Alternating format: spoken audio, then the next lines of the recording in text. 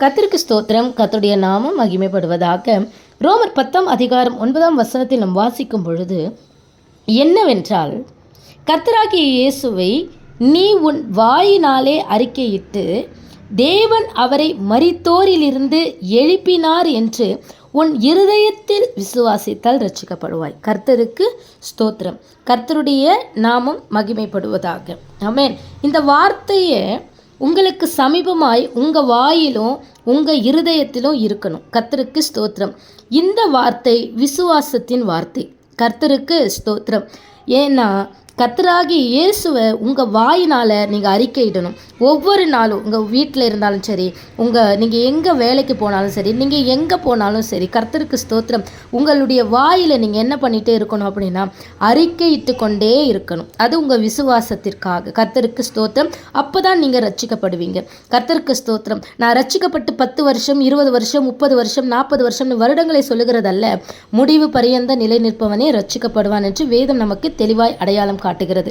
அப்போ ஒவ்வொரு நாளும் நம்முடைய வாயிலிருந்து புறப்படுகிற வார்த்தை அது விசுவாசத்துக்குரிய வார்த்தையாக, கர்த்தருக்கு ஸ்தோத்திரம், ரட்சிப்புக்கு ஏதுவான வார்த்தையாக புறப்பட வேண்டும்.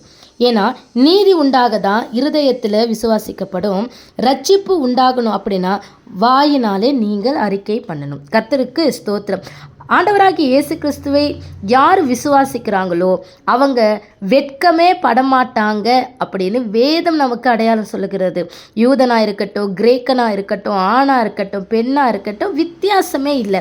எல்லாருக்குமே கர்த்தரானவர் யாரெல்லாம் அவரை தொழுது கொள்கிறாங்களோ அவங்க எல்லாருக்குமே அவர் ஐஸ்வர்யம் சம்பனராக இருக்கிறார். கர்த்தருக்கு ஸ்தோத்திரம். கர்த்தருடைய ஆசீர்வாதம் அது ஐஸ்வர்யத்தை தரும். அவர் அது கூட என்ன பண்ண மாட்டார், வேதனை அவர் கூட்டுகிற தேவனே அல்ல. கர்த்தருக்கு ஸ்தோத்திரம்.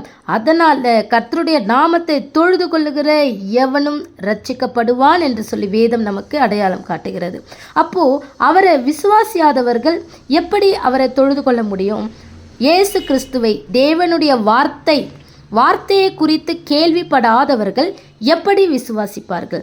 பிரசங்கிக்கிறவன் இல்லாவிட்டால் எப்படி கேள்விப்படுவார்கள்?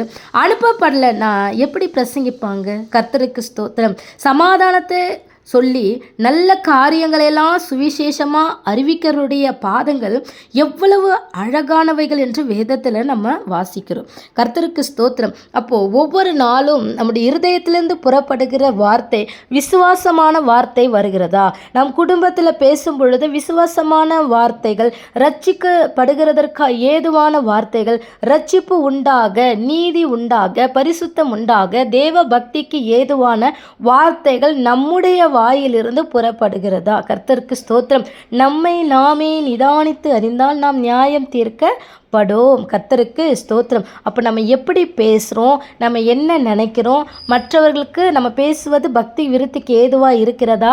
இல்லை என்றால் நாம் நம்மை மாற்றிக்கொள்ள வேண்டும் என்று சொல்லி தேவன் விரும்புகிறார். கர்த்தருக்கு ஸ்தோத்திரம். அவர் குற்றப்படுத்துகிற தேவன் அல்ல, அவர் குறை சொல்லுகிற தேவன் அல்ல, அவர் தன்னுடைய பிள்ளைகளை கண்டித்து உணர்த்துகிற தேவனா அவர் இருக்கிறார். கர்த்தருக்கு ஸ்தோத்திரம். கர்த்தருடைய வார்த்தை உங்களுடைய வாயினாலே ஒவ்வொரு நாளும் அறிக்கை பண்ணுங்க. கர்த்தரை அறிக்கை பண்ணுங்க. கர்த்தர் உங்களை ஆசீர்வதிப்பாராக.